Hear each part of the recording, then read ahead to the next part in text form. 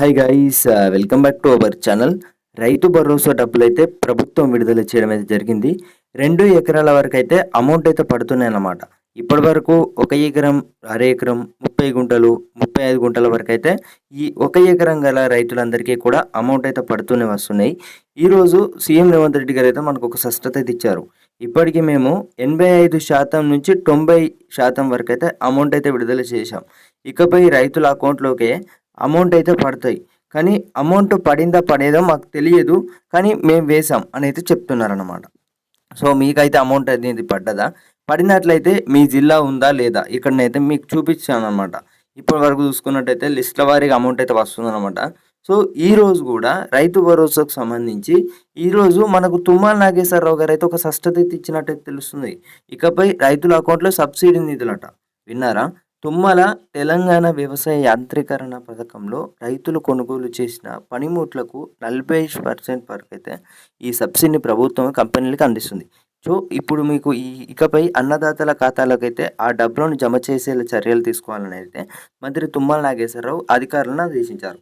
ఇప్పటివరకు చూసుకున్నట్టయితే మంత్రి తుమ్మల నాగేశ్వరరావు గారు అయితే సీఎం రేవంత్ రెడ్డి గారికి ఒక స్పష్టత ఇచ్చారనమాట. ఏది మన రైతు భరోసా అయితే మేము విడుదల చేసేం అంటే అమౌంట్ విషయంలో కూడా ఇక్కడ మనం చూసుకున్నట్టయితే 2 ఎకరాల వరకు ఉన్నటువంటి రైతులందరికీ కూడా దాదాపు అమౌంట్ అయితే పడనున్నట్లయితే తెలుస్తుంది అనమాట.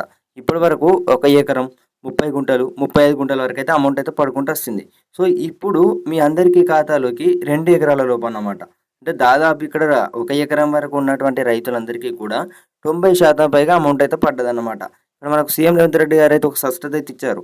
రైతు భరోసా విషయంలో అమౌంట్ అయితే మేము విడుదల చేశాం.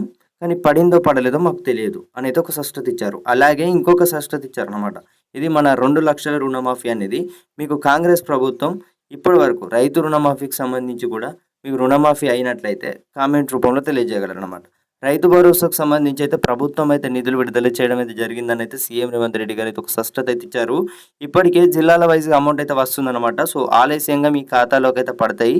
సో ఎవరు కూడా వర్రీ అవ్వాల్సిన అవసరం లేదు. 9,000 కోట్లు అయితే మేము విడుదల చేశాం. కానీ ఖాతాలో పడ్డాయో పడలేదో మాకు తెలియదు, మర్చిపోయాం, గుర్తు లేదు అని అయితే ఇట్లా చెప్పారు. కానీ మా ఖాతాలోకి అయితే అందరికీ కూడా పడుతూనే అయితే రైతన్నలు అయితే చెప్తున్నారు. సో మీ ఖాతాలో అమౌంట్ పడిందా? పడినట్లయితే మీ పేరు మీద ఎన్ని ఎకరాల పొలం అనేది కలిగి ఉండడం అయితే జరిగింది. ఇప్పటి వరకు మన రేవంత్ రెడ్డి గారు అయితే ఏమేమి చెప్తున్నారంటే మన రేవంత్ రెడ్డి అన్నగారు అయితే రైతు భరోసా విషయంలో సో మీరు ఎవరు కూడా వర్రీ అవ్వాల్సిన అవసరం లేదు.